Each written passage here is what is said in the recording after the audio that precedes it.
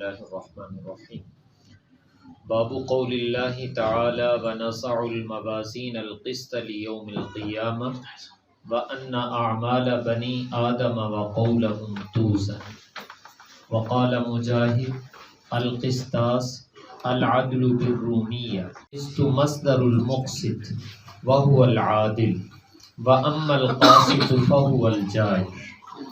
وبه قال حدثنا أحمد بن إشكاب قال حدثنا محمد بن فزيل عن عمارة بن القعقاع عن أبي زرعة عن أبي هريرة رضي الله تعالى عنه وعنهم قال قال النبي صلى الله عليه وسلم كلمتان حبيبتان إلى الرحمن خفيفتان على اللسان ثقيلتان في الميزان سبحان الله وبحمده سبحان الله العظيم.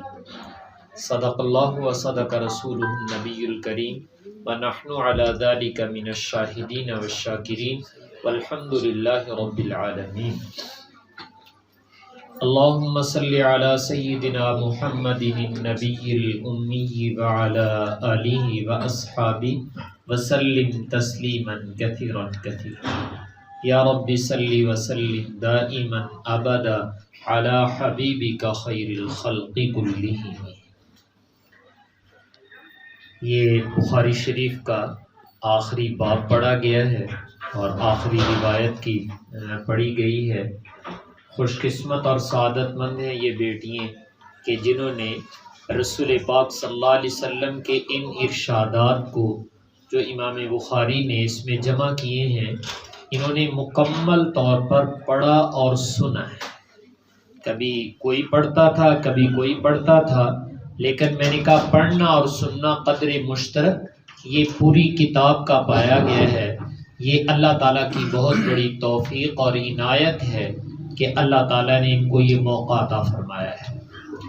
اس لیے کہ رسول پاک صلی اللہ علیہ وسلم جب دنیا میں تشریف فرما تھے تو صحابہ کرام آپ کی خدمت میں حاضر ہوتے تھے اور ایمان کی حالت میں آپ کی زیارت کرتے تھے. ایمان کی حالت میں رسول پاک صلی اللہ علیہ وسلم کی زیارت کرنا یا آپ کا کسی کو دیکھ لینا یہ اس کے صحابی بننے کی علامت ہے. اور میں اور آپ سمجھتے ہیں اس کائنات میں انبیاء کے بعد سب سے اونچا مرتبہ جو ہے وہ صحابہ کرام کا ہے. اور بلکہ ایک روایت میں رسول پاک صلی اللہ علیہ وسلم نے ارشاد فرمایا کہ اللہ تعالیٰ نے آدم علیہ السلام سے لے کر قیامت تک جتنے انسان دنیا میں آنے والے تھے نبیوں کے علاوہ جو سب سے پاکیزہ دل لوگ تھے ان پاکیزہ دل لوگوں کو میری صحابیت کے لیے اللہ نے چنا تھا. یعنی آپ کے صحابہ جو بنے ہیں تو اللہ نے اس کا انتخاب کیا ہے اور اتنا انتخاب کیا تھا کہ پہلی آسمانی کتابوں میں جیسے رسول پاک صلی اللہ علیہ وسلم کا ذکر خیر موجود ہے اسی طرح پہلی آسمانی کتابوں میں آپ کے صحابہ کا بھی ذکر خیر موجود تھا.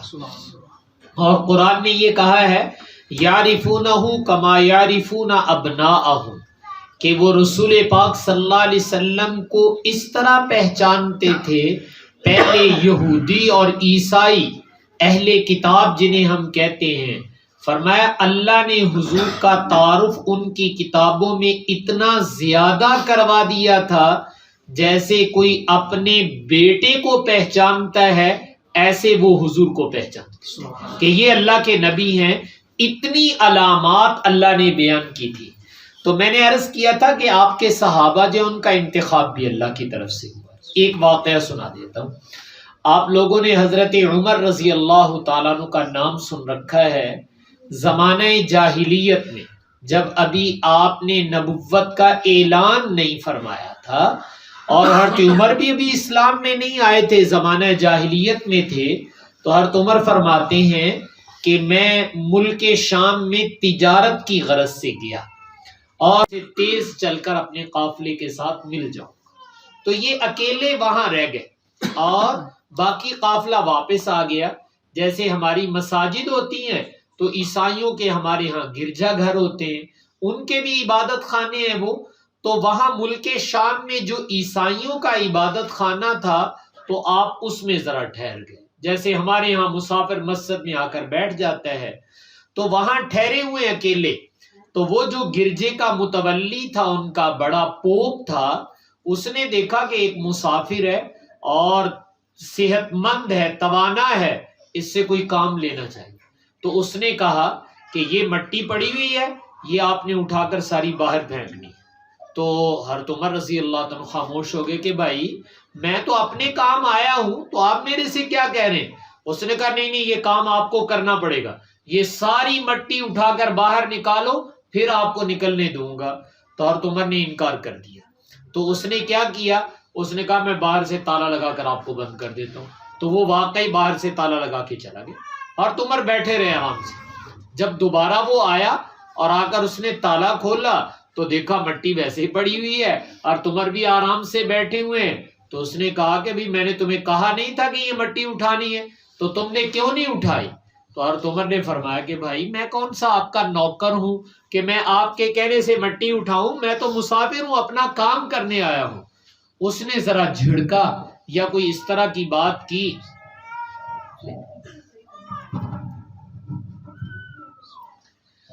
تو جب اس نے جھڑکا تو حضرت عمر رضی اللہ تعالیٰ عنہ کو غصہ آیا، آپس میں تو میں ہوئی، لڑائی شروع ہو گئی اور اس نے مارنا چاہا، تو حضرت عمر نے دیکھا کہ ایک کسی کئی جنوں پا گئی تھا وہ پڑی ہوئی تھی جس سے اس نے کہا تھا مٹی اٹھانا ہے، آپ نے وہی اٹھائی اور اٹھا کر اس کے سر پہ دے ماری، اور جب اس کے سر پہ لگی تو وہ تو وہیں ڈھیر ہو گیا، مر گیا وہ۔ تو حضرت عمر رضی اللہ تعالیٰ عنہ وہاں سے جان بچا کر نکل کر بھاگے، چونکہ مارنا تو وہ بھی چاہتا تھا اور آپ نے پہلے مار دیا اور وہاں سے نکل آئے، نکل کر بھاگنا شروع کیا کہ کہیں میں پکڑا نہ جاؤں، بھاگتے بھاگتے جہاں تک بھاگ سکے بھاگے، تو آگے ایک دیوار ایک مکان کے سائے میں آ کر ذرا سانس لینے کے لیے بیٹھ گئے۔ جب حضرت عمر وہاں بیٹھے تو تھوڑی دیر میں اندر سے ایک آدمی باہر آیا اور اس نے آ کر حضرت عمر رضی اللہ تعالیٰ عنہ کا چہرہ دیکھا اور باقی آپ کی باڈی کو بھی دیکھا، تو اس نے کہا کہ یار ایک میری درخواست ہے۔ حضرت عمر نے پوچھا بتاؤ کیا ہے؟ کہا کہ آپ اندر آ جائیں، پانی وانی پئیں، مسافر ہیں، میں آپ کی خدمت کرتا ہوں۔ اس نے پانی وانی پلایا، خدمت کی، اور اس کے بعد کہا ایک میری درخواست ہے، وہ یہ کہ یہ چمڑے کا ٹکڑا ہے، اس پر آپ ایک بات لکھ دیں۔ حضرت عمر نے پوچھا کیا بات لکھوانا چاہتے ہو؟ تو اس نے کہا کہ ایک دور آئے گا کہ یہ ملک شام ہے، اس کو فتح تم کرو، تمہارے چہرے سے مجھے نظر آ رہا ہے کہ اس ملک کو تم نے فتح کرنا ہے، تو جب تم یہاں فاتح بن کے آؤ تو یہ آج ہی مجھے لکھ دو کہ یہ جو جگہ ہے یہ میرے نام پر الاٹ کر دو، وہ یہ تینوں دیتی، تو یہ تم لکھ دو۔ تو حضرت عمر فرماتے میں نے اس سے کہا یار میرے ساتھ کیوں مذاق کرتے ہو، میں عرب کا رہنے والا بدو ہوں، اونٹوں کو چرانے والا، جان کے لالے پڑے ہوئے ہیں، میں مصیبت نو پھسیاں دوڑا جانا جان بچاؤ واسطے، اور تم مجھے کہتے ہو کہ تم ملک شام کو فتح کرو گے اور یہاں مجھے لکھ دو، تو یہ تو مذاق کرنے والی بات ہے۔ اس نے کہا جی آپ کا کیا جاتا ہے، آپ لکھ دیں یہاں۔ تو حضرت عمر نے اوپر لکھ دیا کہ بھائی جو لکھونا لکھا، میری جان چھڑ، تو وہ لکھ دیا اس کے اوپر اور وہاں سے بھاگ کھڑے ہوئے۔ اس نے پھر یہ کہا تھا کہ عمر ہماری کتابوں میں تمہارے نبی آخر الزمان کا تذکرہ بھی موجود ہے اور اس کے صحابہ کا تذکرہ بھی موجود ہے، تم ان کے خلفاء میں سے ہو، اور ہماری کتاب میں لکھا ہوا ہے اس شکل کا انسان وہ ملک شام جو ان کا بڑا دارالخلافہ تھا، ہولڈ تھا ان کا وہاں پر، ہماری کتابوں میں لکھا ہوا ہے کہ تم اس کو فتح کرو گے، اور جتنی نشانیاں ہماری کتاب میں لکھی ہوئی تیرے چہرے میں ساری نظر آ رہی، اس لیے میں نے تجھے پہچان لیا کہ فتح تو نہیں کرنا ہے۔ تو میں بتانا یہ چاہتا تھا کہ رسول پاک صلی اللہ علیہ وسلم جب موجود تھے تو صحابہ تشریف لاتے تھے، ایمان لاتے تھے اور صحابیت کا شرف پاتے تھے۔ اب دنیا سے آپ تو پردہ فرما گئے، صحابی نہیں اب قیامت تک کوئی بن سکتا، یہ عہدہ آپ کے زمانے میں کے ساتھ خاص تھا، لیکن اللہ تعالیٰ نے ایک اور دولت رکھی ہے، اور اس کو ہم کہتے ہیں کہ ایک ہوتی ہے جسمانی صحبت، کہ میں آپ کے سامنے بیٹھا ہوں، آپ میرے پاس بیٹھے ہوئے، یہ ہماری جسمانی صحبت ہے، اور ایک ہوتی ہے روحانی صحبت۔ روحانی صحبت کیا ہے کہ یہ جو کتاب ہمارے سامنے پڑی ہوئی ہے اس میں میرے نبی کے ارشادات ہیں، میرے نبی نے جو کچھ کیا وہ اس میں لکھا ہوا ہے، میرے نبی نے جو زبان سے بولا وہ سارا اس میں لکھا ہوا ہے۔ جب ہم اس کو پڑھتے ہیں تو جسمانی طور پر تو ہم مدینے سے بہت دور ہیں، لیکن جب ہم ان روایات کو پڑھتے ہیں الحمدللہ تو روحانی طور پر ہم مدینے پہنچ جاتے ہیں، ہمارا تعلق مدینے کے ساتھ ہو جاتا ہے۔ اسی لیے محدثین نے کہا ہے کہ حدیث پڑھنے والے وہ حضور کے جسم کی صحبت تو نہ حاصل کر سکے، لیکن حضور کی زبان اقدس سے نکلنے والے کلمات اور آپ کی روحانی صحبت حدیث پڑھنے والوں کو بھی ملتی ہے۔ تو یہ جن بیٹیوں نے یہ سارا سال پڑھا ہے یہ مبارکباد کے لائق ہیں کہ اللہ نے ان کو رسول پاک صلی اللہ علیہ وسلم کی روحانی صحبت عطا فرمائی ہے، اور کسی کو حضور کی روحانی صحبت مل جائے یہ کتنی بڑی سعادت ہے کہ وہ حضور کی مجلس میں۔ تو بیٹیوں یہ صبح و شام حدیث کا مشغلہ، آپ کے ارشادات کا پڑھنا پڑھانا، یہ گویا روحانی طور پر حضور کے ساتھ متعلق ہونا ہے۔ اب چونکہ روحانیت کی بات آ گئی ہے، علم روحانی چیز ہوتا ہے، علم مادی چیز نہیں ہوتی ہے۔ روپیہ، پیسہ، جائیداد، مکان، گاڑی، یہ مادی چیزیں ہیں، یہ آپ یوں پکڑ کے دے سکتے ہیں، لیکن علم تو سینہ بسینہ چلتا ہے نا، یہ تو سینے سے سینے میں آتا ہے۔ ایسا تو ہے نہیں میں علم دا بک بھر کے تمہیں پڑھا دوں، لو بھیا بک لے لو ایک علم دا، ایسا نہیں ہوگا۔ علم سینہ بسینہ، اور یہ ایک روحانی چیز ہے جس کا اثر دل دماغ پر ہوتا ہے، یہ دل دماغ میں آتا ہے۔ علم نو جیب چ نہیں اسی پا سکتے، علم نو بیگ چ نہیں پا سکتے، یہ جب بھی آئے گا دل دماغ کے اندر آئے گا، یہ روحانی چیز ہے۔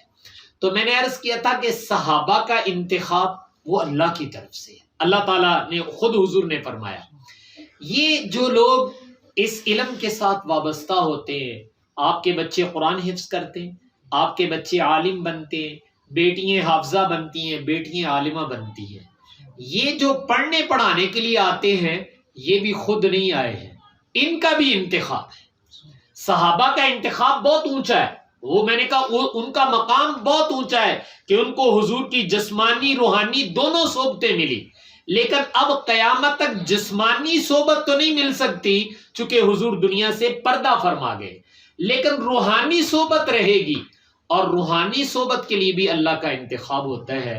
حق تعالیٰ خود قرآن پاک میں ایک جگہ ارشاد فرماتے ہیں ثم اورثنا الکتاب الذین اصطفینا من عبادنا، پھر ہم نے اس کتاب کا وارث بنایا ان لوگوں کو اصطفینا من عبادنا جن کا انتخاب اور چناؤ ہم نے خود کیا تھا اپنے بندوں میں سے، اپنی مخلوق میں سے جن کا چناؤ کرتے، اللہ کہتے جن کو ہم منتخب کرتے ہیں۔ تو جب اللہ کسی کو چن لیتا ہے، اللہ کسی کا انتخاب کرتا ہے تو اللہ تعالیٰ اس کو کیا عہدہ دیں گے۔ دنیا میں اور آپ بھی چنتے ہیں، ہم ووٹیں ڈال کے کسی کو جو ہے صوبائی اسمبلی کا ممبر بنا دیتے ہیں، کسی کو قومی اسمبلی کا ممبر بناتے ہیں، یہ میرا اور آپ کا انتخاب ہے۔ لیکن جب اللہ تعالیٰ کسی کو چنتے ہیں تو اللہ اس کو کیا عہدہ دیتے ہیں، اللہ اس کو کیا بنا دیتے ہیں۔ تو اللہ تعالیٰ فرماتے جب ہم کسی کو چنتے ہیں، ہماری نظر انتخاب کسی پہ پڑتی ہے، اینو کر لو، اس کو چن لو، تو اس کو ہم اپنی اس بھیجی ہوئی کتاب کا وارث بنا دیتے ہیں، اس قرآن اور اپنے نبی کے فرمان کا کیا بنا دیتے ہیں، وارث بنا دیتے ہیں۔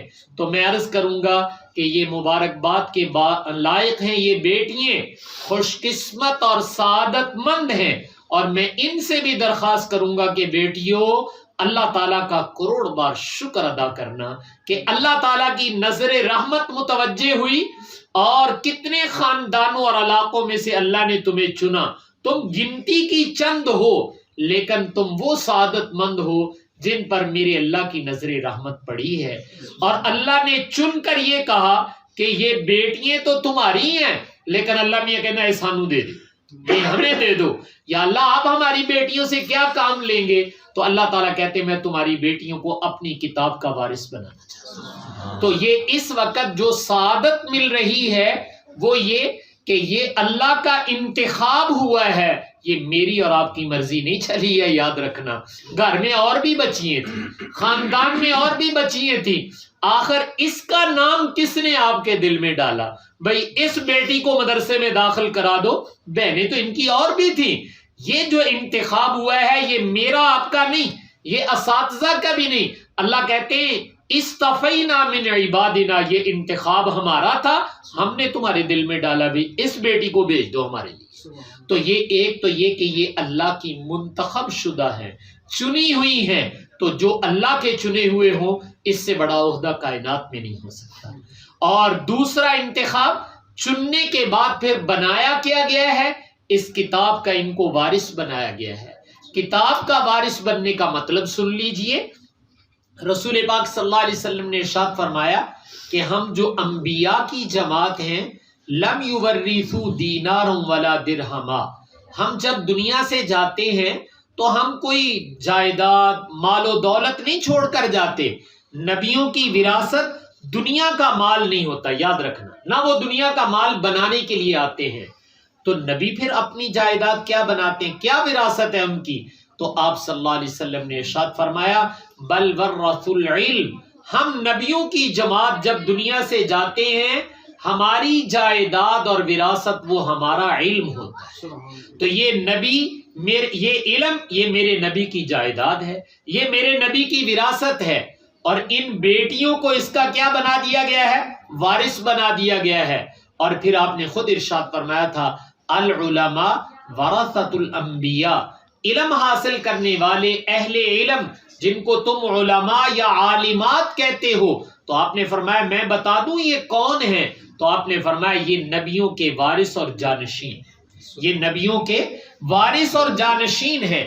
دنیا میں وراثت کا ایک اصول ہے، وہ یہ کہ جب میں مروں گا تو میرا خاندان تو بہت بڑا ہے، رشتہ دار تو بہت زیادہ ہے، انسان کا خاندان ننیال ددیال نان کے داد کے آگے پتہ نہیں کتنا خاندان ہو جاتا ہے۔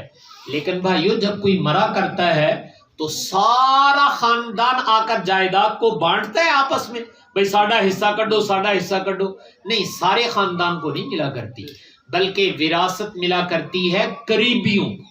جو زیادہ قریبی ہوتے وہ وارث بنتے ہیں۔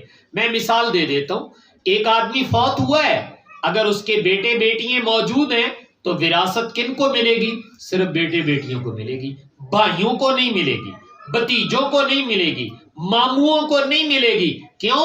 اولاد موجود ہے، اولاد سب سے قریب ہوتی ہے، شریعت نے پہلا حق ان کا رکھا ہے۔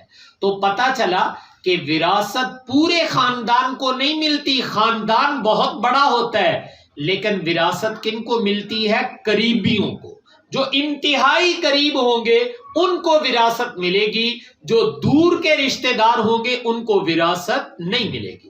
یہ اصول ہے۔ جب یہ دنیا میں اصول ہے تو بھائیو علم بھی تو میرے نبی کی وراثت ہے، علم بھی کیا ہے؟ میرے نبی کی وراثت ہے۔ امتی ہم سارے ہی ہیں، جنہوں نے کلمہ پڑھا وہ میرے نبی کے کیا بن گئے؟ امتی بن گئے۔ لیکن سوال یہ کہ وراثت کن کو ملے گی؟ سوال یہ ہے کہ وراثت کن کو ملے گی؟ تو ابھی آپ نے اصول سن لیا ہے، جو جتنا قریبی ہوگا وارث وہ بنے گا، جو جتنا قریبی ہوگا وارث وہ بنے گا۔ رشتہ دار بھلے اور بھی ہیں لیکن جو قریبی ہے وارث تو وہی بنے گا۔ تو آپ نے فرمایا العلماء ورثۃ الانبیاء، اس سے یہ پتہ چلتا ہے کہ یہ بیٹیاں اللہ نے ان کو اپنے نبی کے ساتھ روحانی قرب عطا کر دیا۔ کیا عطا کر دیا ہے؟ روحانی قرب عطا کر دیا ہے۔ اس کی دلیل یہ ہے کہ ان کو اپنے نبی کا وارث بنا دیا ہے۔ نبی کا وارث بننا یہ دلیل ہے، جسمانی نہیں میں کہہ رہا، روحانی طور پر کیا مل چکا تھا؟ قرب مل چکا تھا۔ اگر روحانی قرب نہ ہوتا تو ان کو کبھی اللہ اپنے نبی کا وارث نہ بننے دیتے۔ اللہ وارث اسی کو بناتے ہیں جو روحانی طور پر اس کے نبی کے قریب ہوتا ہے۔ تو ان بیٹیوں میں اس وقت دو خوبیاں پیدا ہو گئیں۔ ایک تو یہ کہ یہ اللہ کی چنی ہوئی بیٹیاں ہیں، کہ جن کو اللہ نے چنا ہے، اور دوسرا یہ ہے کہ ان کو روحانی طور پر میرے نبی کا قرب حاصل ہو گیا ہے، اور اس کی دلیل یہ کہ یہ میرے نبی کی وارث بن گئی۔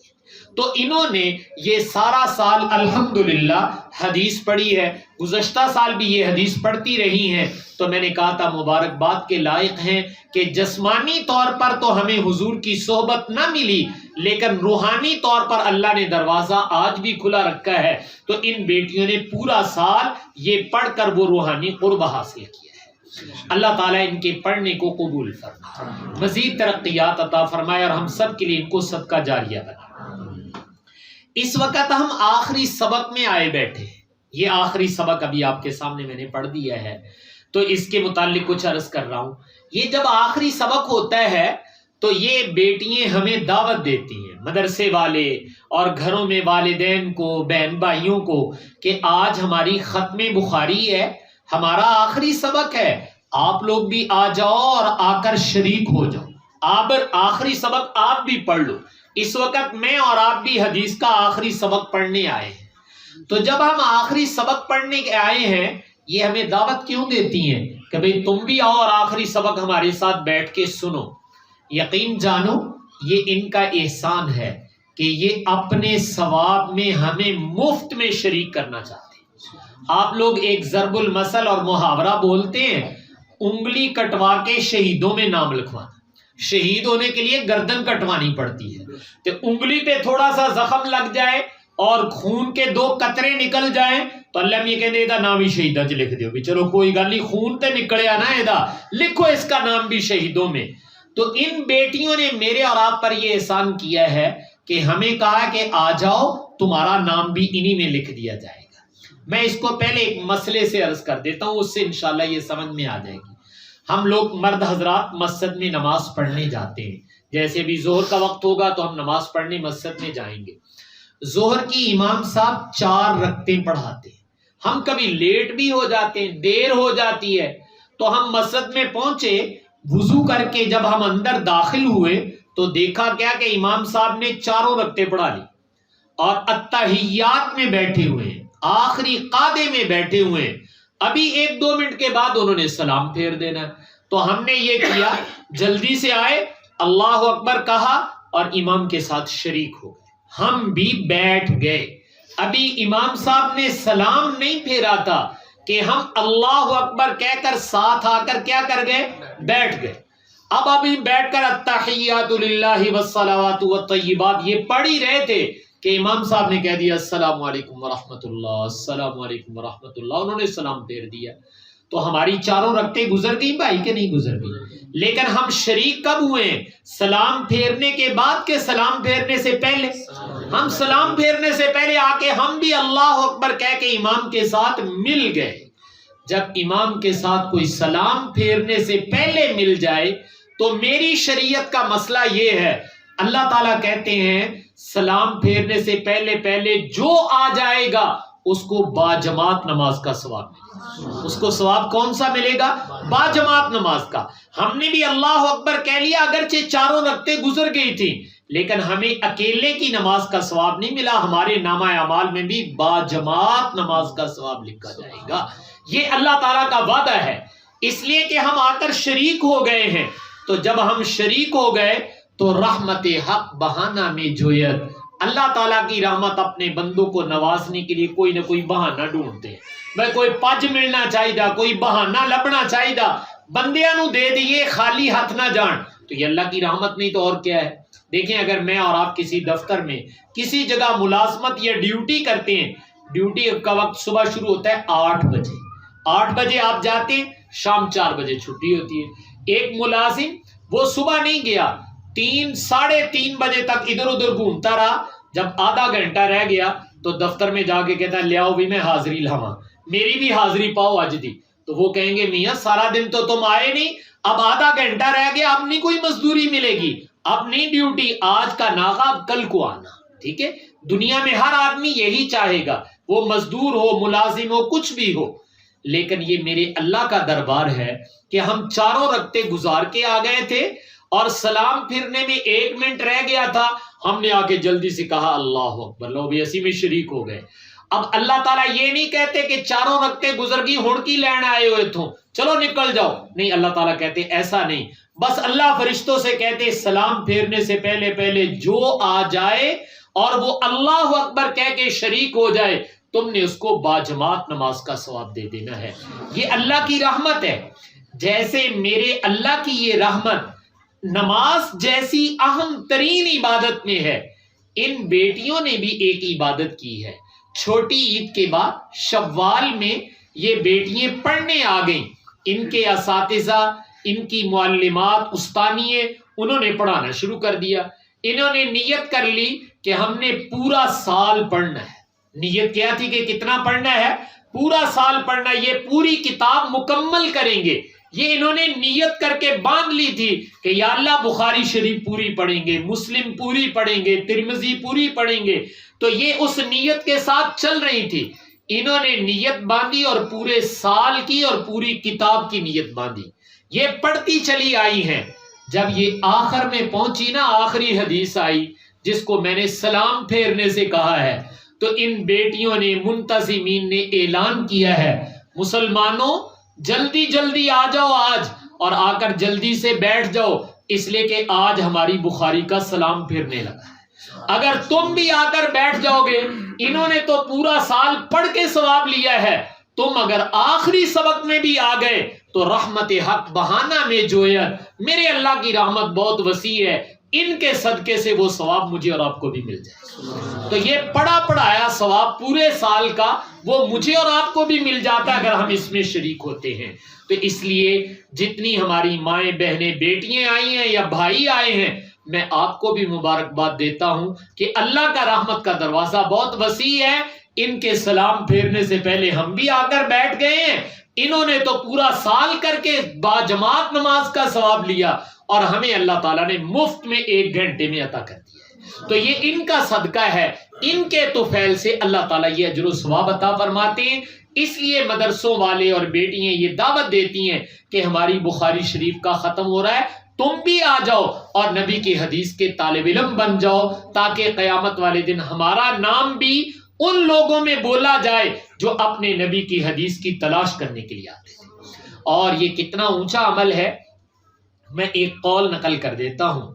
کہا گیا ہے کہ یہ جو طلب علم کے لیے بچیاں یا بچے نکلتے ہیں، اصحاب حدیث انہیں کہا جاتا ہے، یہ جو طلب علم کے لیے، حدیث کو حاصل کرنے کے لیے سفر کرتے ہیں، اپنے گھروں سے نکلتے ہیں، تو کہا یہ جاتا ہے ان اللہ یدفع البلاء عن هذه الامہ برحلۃ اصحاب الحدیث، کہ حدیث کو پڑھنے کے لیے بچہ ہو یا بچی، بڑا ہو یا چھوٹا، وہ کوئی مرد ہو یا عورت، وہ اس نیت سے آئے کہ میں اپنے نبی کی کوئی حدیث سن لوں، کچھ پڑھ لوں اپنے نبی کا علم۔ فرمایا اس نیت سے جب وہ اپنے گھر سے باہر نکلتے ہیں، ان کے قدم اٹھانے کی برکت یہ ہے کہ آسمان سے آنے والی مصیبتیں، عذاب و بلا جو اس امت پر آ رہا ہوتا ہے، ان کا چلنا اللہ کو اتنا پسند آتا ہے، ان اللہ یدفع البلاء، اللہ امت سے مصیبتوں اور بلاؤں کو ٹال دیتے ہیں۔ حدیث کو پڑھنے کے لیے آنا اتنا اونچا عمل ہے کہ اس کی برکت سے پوری امت بچ جاتی ہے۔ آج میری اور آپ کی آنکھ نہیں دیکھتی، لیکن نبی کی آنکھ دیکھتی ہوتی ہے کہ کس عمل سے اللہ کا عذاب ٹلا ہے، کس عمل کی نحوست سے اللہ کا عذاب آتا ہے۔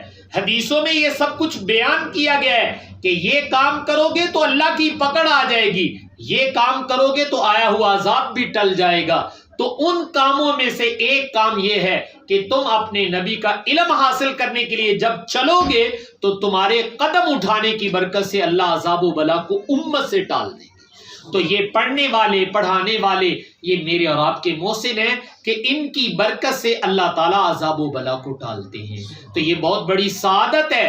تو میں نے کہا یہ سعادت ان بیٹیوں کی ذریعے سے اللہ تعالیٰ مجھے اور آپ کو عطا فرما رہے ہیں کہ ہم لوگ جو ہے اس حدیث کے سبق میں شریک ہیں۔ اس لیے آنے والی ماؤں بہنوں سے بھی میں درخواست کروں گا اور بھائیوں سے بھی کہ بھائی ہم ایک نیت ہی آج کر لیتے ہیں۔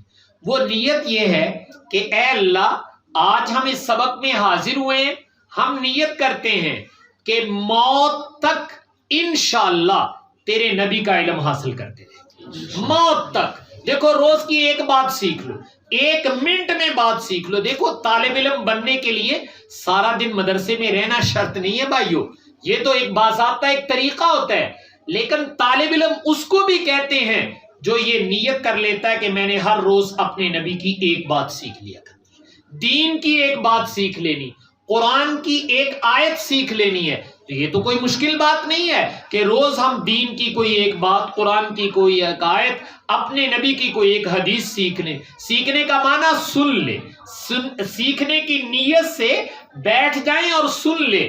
تو فرمایا کہ جو یہ نیت کر لے کہ یا اللہ میں نے موت تک، اس حالت میں مجھے موت آئے کہ میں تیرے نبی کا علم حاصل کر رہا ہوں، اگر یہ نیت میری اور آپ کی اور میری ماؤں بہنوں کی ہے تو میں مبارکباد دوں گا۔ رسول پاک صلی اللہ علیہ وسلم کی یہ خوشخبری سن لو۔ آپ صلی اللہ علیہ وسلم ارشاد فرمایا، من جاءہ الموت وہو یطلب العلم لیحیی بہ الاسلام فبینہ وبین النبیین درجۃ واحدۃ فی الجنہ او کما قال النبی صلی اللہ علیہ وسلم۔ آپ نے فرمایا جس شخص کو موت اس حالت میں آئی کہ وہ اپنے نبی کا علم حاصل کر رہا تھا، اس کی نیت یہ تھی کہ میں طالب علم ہوں اور میں نے اپنے نبی کا علم حاصل کرنا ہے، اور وہ اس میں لگا ہوا تو روز کی بھلے ایک بات سیکھتا ہے، ایک منٹ نکالتا ہے۔ فرمایا جس کو طالب علم ہونے کی حالت میں موت آ گئی اور وہ علم اس لیے حاصل کر رہا تھا کہ دنیا میں اللہ کا دین سربلند ہو جائے، دنیا میں اللہ کا دین عام ہو جائے، اس لیے ہم پڑھتے پڑھاتے ہیں کہ دین اسلام دنیا میں زندہ ہو جائے، سربلند ہو جائے۔ فرمایا جس کو اس حالت میں موت آئی، جب قیامت کے دن یہ اللہ کے دربار میں پہنچے گا اور اللہ اس کو جنت میں بھیجیں گے تو اس کا مقام کیا ہوگا؟ تو آپ نے فرمایا سن لو اس کا مقام کیا ہوگا، فَبَيْنَهُ وَبَيْنَ النَّبِيِّينَ دَرَجَةً وَاحِدَةً، اس کے اور نبیوں کے درمیان صرف ایک درجے کا فاصلہ ہوگا۔ اوپر والے درجے میں اگر نبی ہیں تو نیچے والے درجے میں وہ طالب علم ہے جس کو طالب علمی کی حالت میں موت آ گئی۔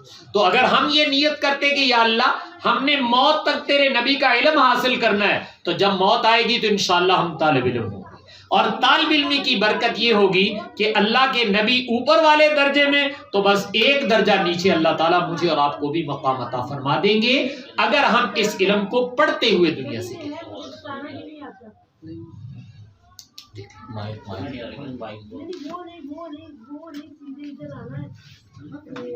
ٹھیک پوچھ لیں بیٹے۔ تو یہ میں عرض کر رہا تھا کہ اس سے جو ہے اللہ تعالیٰ نے یہ مقام اور مرتبہ عطا فرمایا ہے کہ اللہ تعالیٰ آخرت میں نبیوں سے ایک درجہ نیچے رکھیں گے۔ تو یہ بات حضور ہی بتا سکتے ہیں، اس لیے کہ جنت کے حالات کو بھی تو حضور ہی جانتے۔ ہم کون سا دیکھ کے آئے ہوئے ہیں؟ نبی کی آنکھ وہ دیکھتی ہے جو میری اور آپ کی آنکھ نہیں دیکھ سکتی، نبی کے کان وہ سنتے ہیں جو میرے اور آپ کے کان نہیں سن سکتے۔ تو اس لیے یہ رسول پاک صلی اللہ علیہ وسلم نے یہ ارشاد فرمایا ہے۔ تو میری آپ سے درخواست یہ ہے کہ ہم خود اور اپنی اولادوں کو بھائی قرآن اور حدیث کا علم ضرور دلاؤ۔ عالم سب کا بنانا فرض نہیں ہے، یاد رکھنا، لیکن نیک بنانا سب کا فرض ہے۔ ہماری اولادیں نیک ہونی چاہیے کہ نہیں ہونی چاہیے؟ تو نیک بنانے کے لیے تو کوشش کرنی چاہیے، اور نیک کیا پڑھ کے بنے گی؟ تو بھائی جو نیکوں والا علم ہے وہ پڑھ کر ہی نیک بنے گی۔ اس کائنات میں سب سے بڑے نیک میرے نبی ہیں، تو جب میرے نبی ہیں تو میرے نبی کے واسطے سے کوئی نیک بنے گا۔ نبی کا دامن چھوڑ کر کبھی کوئی نیک نہیں بن سکتا۔ تو جو میرے نبی علم دے کر گئے ہیں، قرآن و حدیث جسے میں اور آپ کہتے ہیں، جب ہم یہ علم اپنے بچوں کو پڑھائیں گے تو انشاءاللہ میری اور آپ کی نسل نیک ضرور بن جائے گی۔ تو اس لیے اپنی اولادوں کو مدارس، مکاتب، مساجد بھائی ان کے ساتھ وابستہ کرو۔ ناظرہ قرآن پاک پڑھیں، قرآن پاک کا ترجمہ پڑھیں، کوئی چھوٹا سا دینی کورس کر لیں، کوئی نہ کوئی کام ان سے ضرور کراؤ۔ جب یہ مسجدوں میں آتے ہیں، مسجدوں کے ساتھ وابستہ رہتے ہیں، تو ان کے دلوں پر بہرحال ایمان کا رنگ ضرور چڑھتا ہے۔ یہ میں دیانتاً آپ سے کہتا ہوں۔ قرآن پاک کی ایک آیت ہے، صبغۃ اللہ ومن احسن من اللہ صبغہ، ہمارے بچے جب قرآن شریف ختم کرتے تو یہ آیت پڑھتے ہیں اور یہ پڑھ کر مجھے اور آپ کو کہتے ہیں دیکھو بھائی جو بچے قرآن پڑھتے ہیں تو قرآن پڑھ کر اپنے دل دماغ پر کس کا رنگ چڑھاتے ہیں؟ تو وہ کہتے ہیں صبغۃ اللہ، مسلمانوں ہم نے اپنے دل دماغ پر اپنے اللہ کا رنگ چڑھا دیا، اس لیے کہ کائنات میں قرآن میرے اللہ کا رنگ ہے، تو جب جو قرآن بچہ پڑھتا ہے اس کے دل پہ میرے اللہ کا رنگ چڑھتا جاتا ہے۔ ومن احسن من اللہ صبغہ، سوچ کر بتاؤ اللہ سے بہتر رنگ کائنات میں کسی کا ہو سکتا ہے؟ یقیناً اللہ سے بہتر نہیں ہے۔ تو بھائی میں اور آپ اپنے دل دماغ پر بھی اور اپنی اولادوں کے دل دماغ پر بھی اپنے اللہ کا رنگ چڑھائیں، اور وہ اس قرآن و حدیث کے علم کی برکت سے ہوگا، اس لیے اس کے ساتھ وابستہ رکھیں۔ اب میں کچھ تھوڑا سا حدیث کے متعلق عرض کر دیتا ہوں۔ یہ امام بخاری رحمۃ اللہ علیہ نے آخری باب قائم کیا تھا کہ باب قول اللہ تعالی وَنَضَعُ الْمَوَازِينَ الْقِسْطَ لِيَوْمِ الْقِيَامَةِ، اللہ تعالیٰ فرماتے ہیں قیامت والے دن ہم اعمال کو تولنے کے لیے انصاف کے ترازو رکھیں گے جن میں میرے اور آپ کے اعمال تولے جائیں گے۔ تو بھائیو جہاں میرے اور آپ کے اعمال تلنے ہیں اس کی تیاری کرنی چاہیے تاکہ وزن زیادہ ہو۔ یہ دیکھتے نہیں آج کل گنے کا سیزن ہے تو ذمہ دار کیسے ٹرالیاں ٹرک بھر بھر کے لے جاتے ہیں اور کہتے ہیں جناب وزن زیادہ ہونا چاہیے تاکہ 4 پیسے کما لئے۔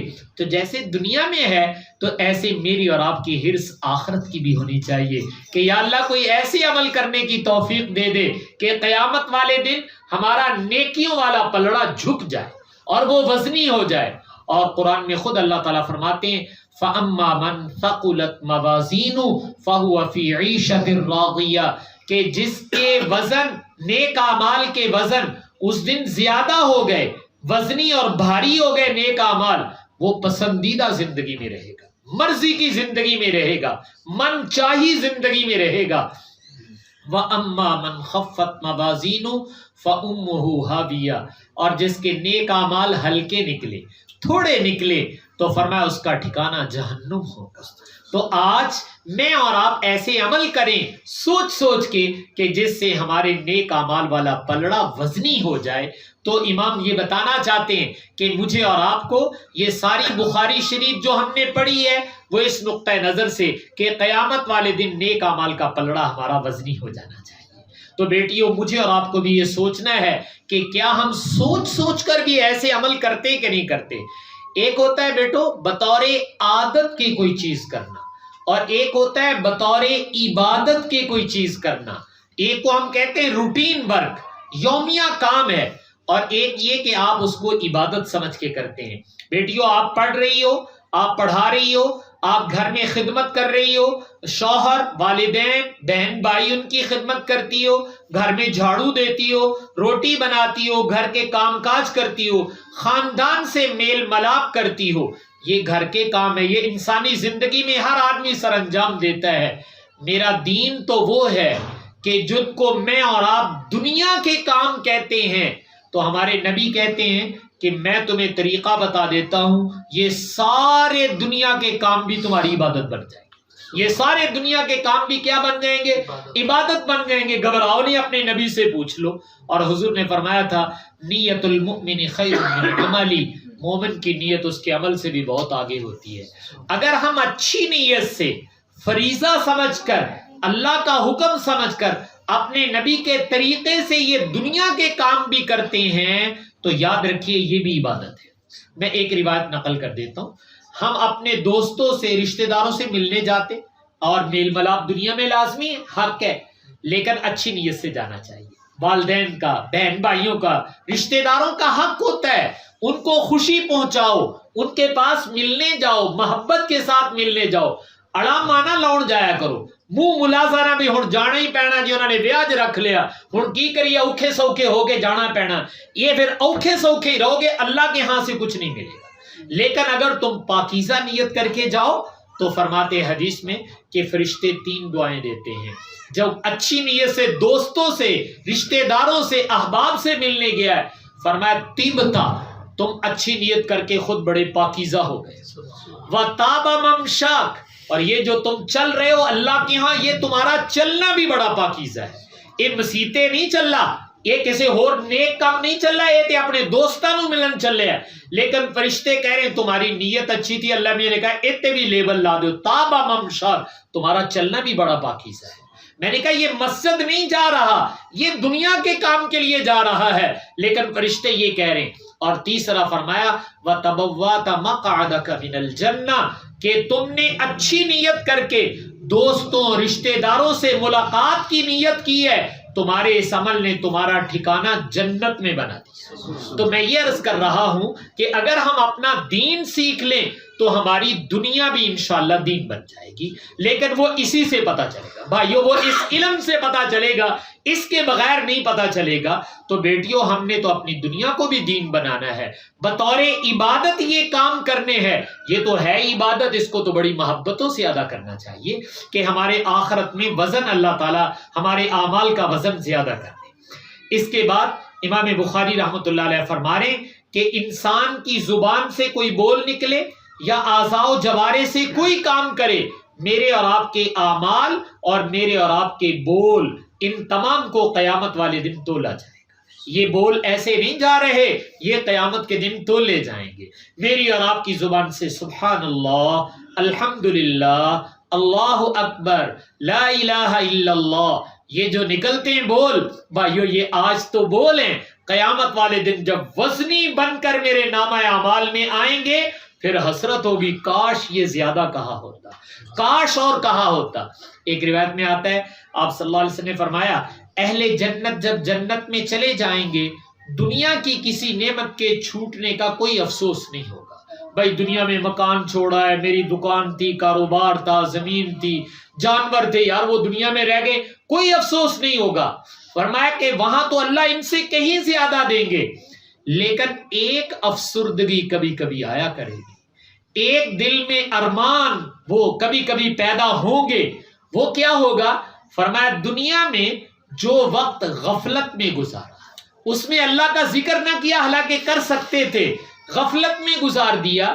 جب سبحان اللہ، الحمدللہ، اللہ اکبر، لا الہ الا اللہ یہ کہنے کا اجر و ثواب دیکھے گا تو جو اوقات غفلت میں گزارے تھے ان اوقات کے ضائع ہونے پر صدمہ اور افسوس ضرور کہ کاش وہ بھی اللہ اللہ میں لگے ہوتے تو آج نفع زیادہ مل جاتا. تو بھائی آج اللہ نے موقع دیا ہے تو فرمایا تمہارے قول اور اعمال جو ہیں ان کو تولا جائے گا اور ان کا وزن کیا جائے گا. اس کے بعد امام بخاری رحمۃ اللہ علیہ نے لفظ قسطاس، چونکہ قسط آیا تھا تو قرآن پاک کی کوئی آیت امام بخاری لاتے ہیں تو لفظوں کا ترجمہ بھی کرتے ہیں.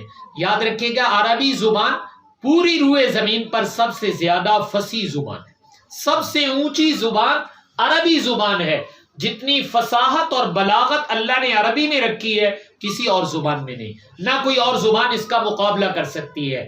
اور میرے اور آپ کے لیے عقیدت اس زبان کے ساتھ اس لیے بھی ہے، ایک ہماری مادری زبان ہوتی، اسی کراچی پنجابی بولتے ہیں، ہم کہتے ہیں یہ ہماری مادری زبان ہے، اور ایک میری اور آپ کی ایمانی زبان ہے.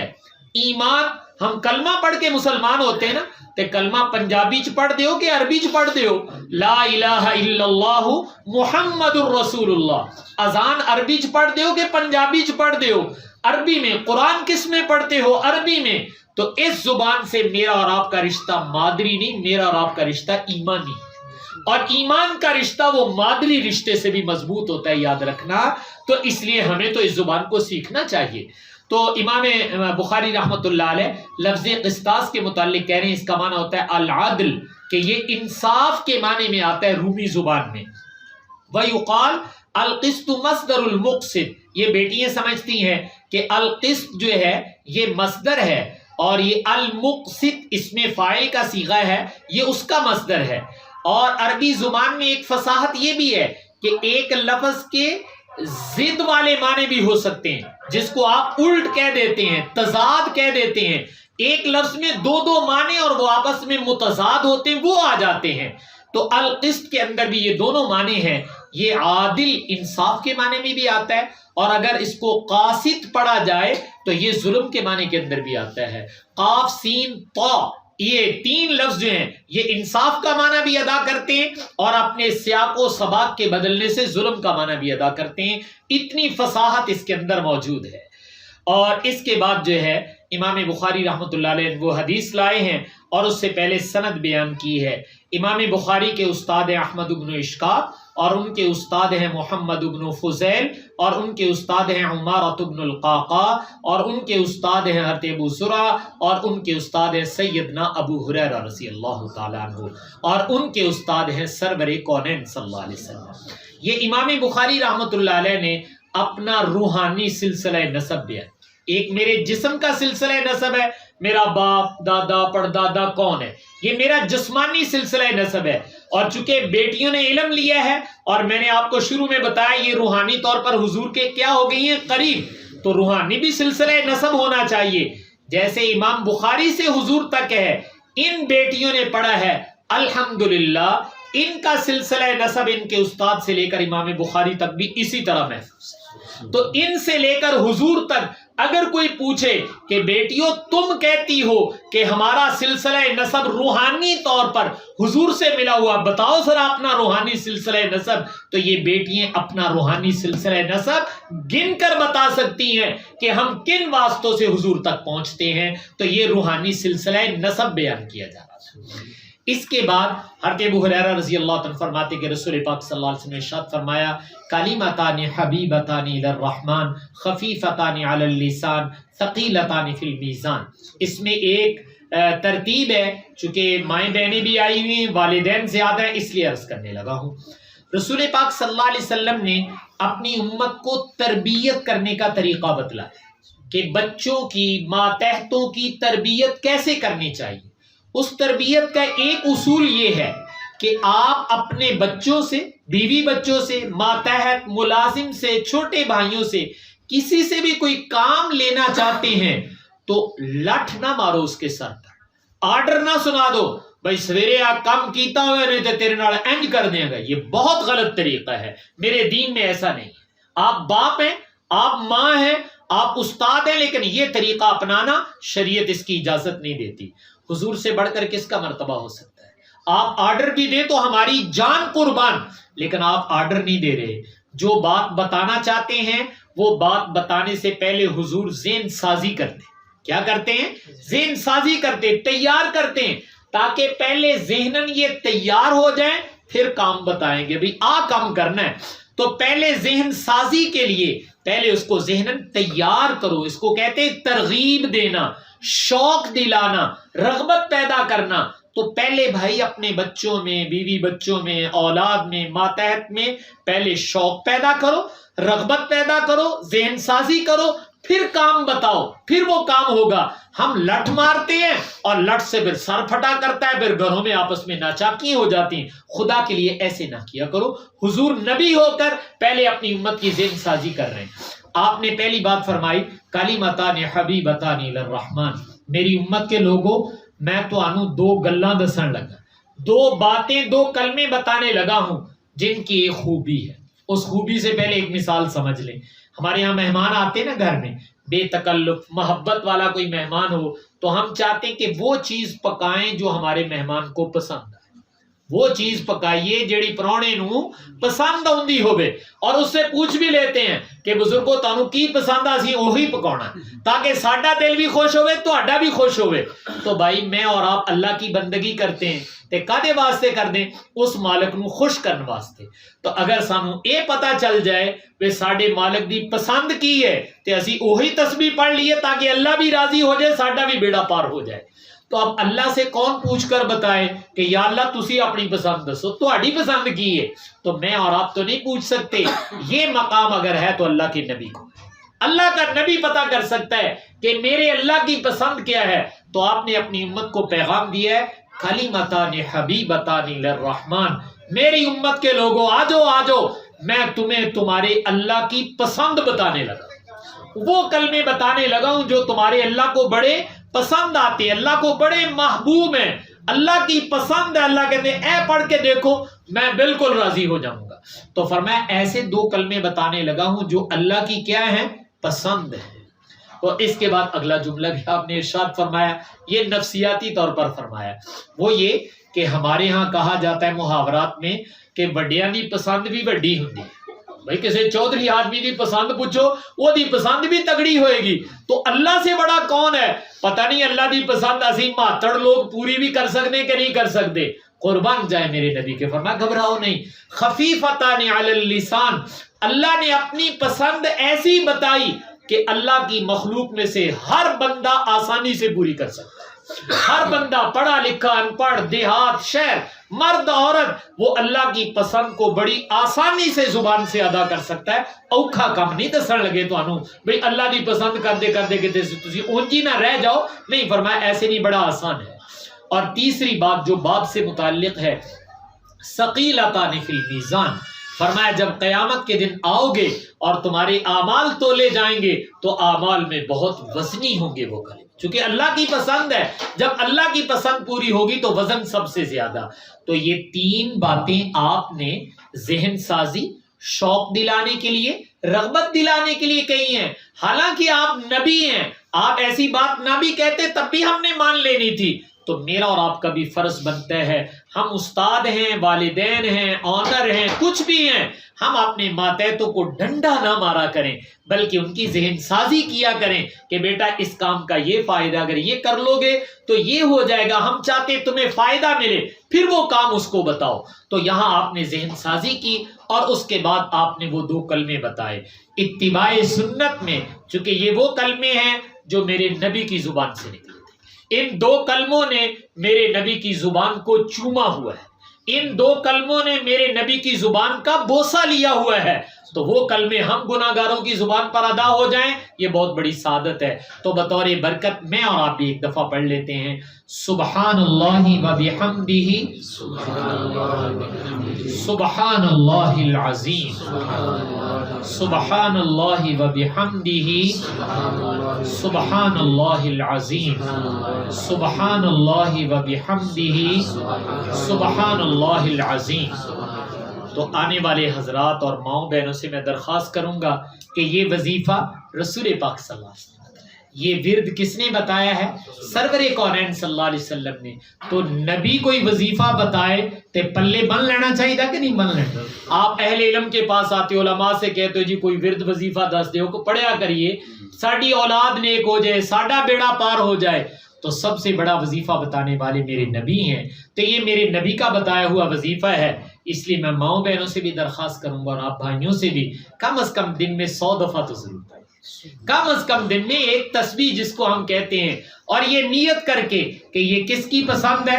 یہ میرے اللہ کی پسند ہے اور قیامت کے دن وزنی ہے اور بڑا آسان ہے اور یہ میرے نبی کا بتایا ہوا وظیفہ ہے. اس لیے اپنے نبی کا وظیفہ تو آنکھیں بند کر کے پڑھتے چلے جاؤ. تو اس لیے اس کو حرز جان بناؤ. اور بالخصوص جن بیٹیوں نے پڑھا ہے ان سے بھی عرض کروں گا کہ بیٹے اپنے معمولات میں اس کو داخل کر لو. سبحان اللہ و بحمدہ، سبحان اللہ العظیم، یہ کثرت سے پڑھو. اور آخر میں ایک نصیحت بیٹیوں کو کر دیتا ہوں، اللہ تمہارے سے دین کا کام لے، اپنے اساتذہ معلمات سے وابستہ رہنا اور 2 چیزیں سیکھ کے چلی جانی ہے. ایک، اپنی زبان کی نرمی سیکھ لینا. زبان کی کیا سیکھ لینا؟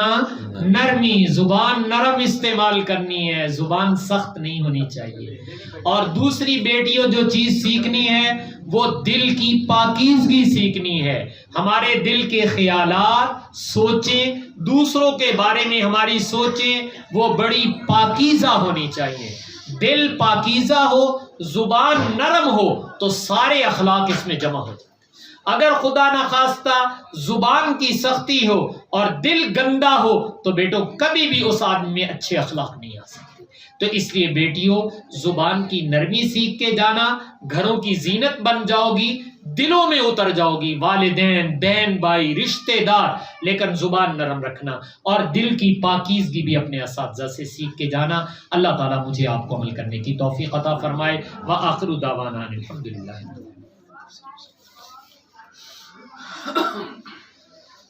یہ بعض دوستوں نے دعا کے لیے کہا ہے، بھائی ممتاز صاحب ہیں، بھائی طارق محمود صاحب کی بیماری کے لیے ہیں، ہمارے مولوی زاہد صاحب ہیں، اور اسی طرح بہن ہے ہماری سدرہ مقصود اور اقرا. تو جن حضرات نے تفصیلاً کہا یا اپنے دل میں تو سبھی رکھتے ہیں، کہنا چاہتے تھے نہیں کہہ سکے، تو یہ چونکہ ختم بخاری کا موقع ہے، اللہ دعاؤں کو قبول کرے.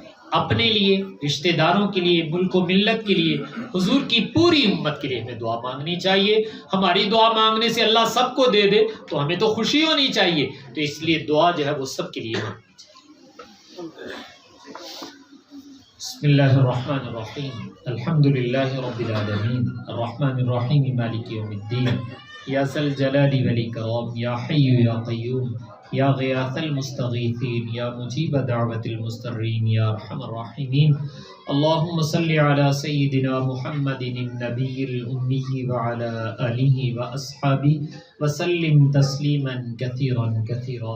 ربنا ظلمنا انفسنا وان لم تغفر لنا وترحمنا لنكونن من الخاسرین۔ ربنا لا تزغ قلوبنا بعد إذ هديتنا وهب لنا من لدنك رحمة إنك أنت الوهاب۔ اللهم ألهمنا مراشد أمورنا وأعذنا من شرور أنفسنا۔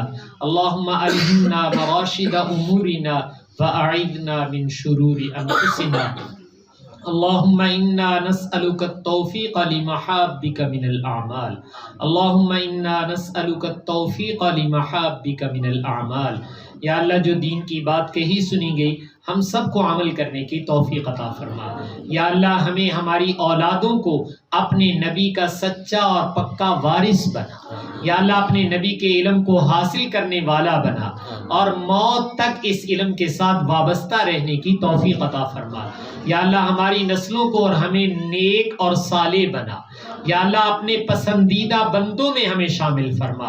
یا اللہ جو عبادتیں تجھے پسند ہیں، جو بول تجھے پسند ہیں، وہ کہنے کی توفیق عطا فرما۔ یا اللہ تمام مدارس، مساجد، خانقاہیں، دینی مراکز ان کو آباد فرما، ان کو رشد و ہدایت کا مرکز بنا، کسی آنے والے کو رشد و ہدایت سے محروم نہ فرما۔ یا اللہ ہم سب کا خاتمہ کامل ایمان پر فرما، موت کے وقت کلمہ طیبہ ہماری زبانوں پر جاری فرما۔ یا اللہ ہماری اور ہماری نسلوں کے ایمان کی حفاظت فرما، مال جان کی حفاظت فرما۔ یا اللہ تمام پریشان حالوں کی پریشانیاں دور فرما، تمام بیماروں کو شفا نصیب فرما۔ جن احباب نے کہا ہے گھروں میں یا ہسپتالوں میں بیمار ہیں، یا اللہ سب کو شفائے کاملہ عاجلہ مستمرہ عطا فرما۔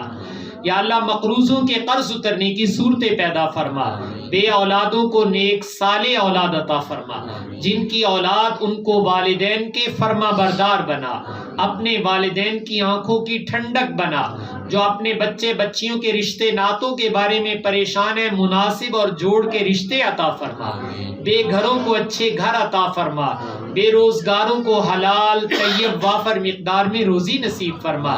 جن احباب نے دعاؤں کے لیے کہا ہے، توقع رکھتے ہیں، ان کا حق ہے، یا اللہ سب کی جملہ جائز حاجات کو پورا فرما۔ بالخصوص ہمارے مولوی زاہد صاحب یا اللہ جس پریشانی میں ہیں، از خزانہ غیب عافیت سے جلدی اس کو ختم فرما، از خزانہ غیب عافیت سے جلدی اس کو ختم فرما۔ یا اللہ جتنے حاضرین اور حاضرات یہاں آئے ہم سب کی حاضری کو قبول فرما، یا اللہ ہم سب کی حاضری کو قبول فرما۔ یا اللہ اس حاضری کو ہماری نجات کا ذریعہ بنا، اپنی قرب و رضا کا ذریعہ بنا۔